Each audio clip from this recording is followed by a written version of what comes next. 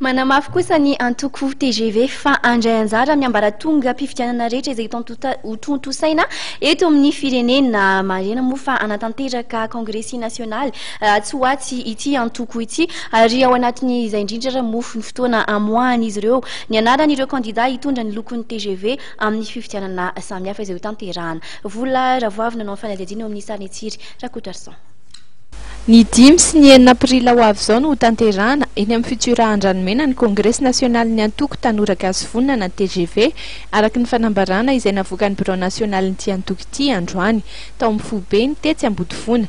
Ny raharaha anatin'ny antoko ny raharaham-pirenena ao anatin'izany momba ny fifidianana no dinihany mandritra ireo roa andro ireo.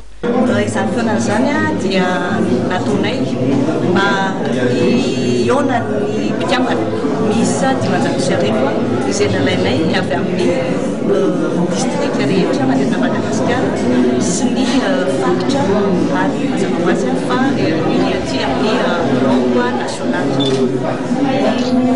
Fotoana io dia misy ny asa izay mitanterahana ka anisan'izany ny fametrahana amin'ny tomboko izy ny antoko.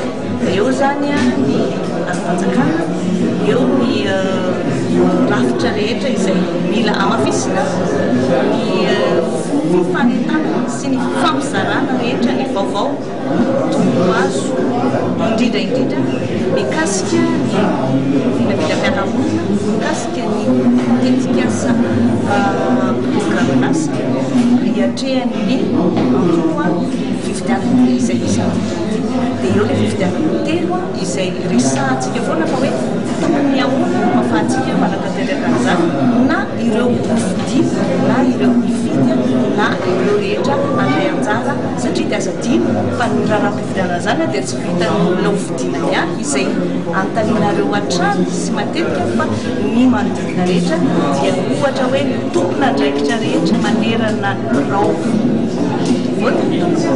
fantatra sy tokony fampiasana.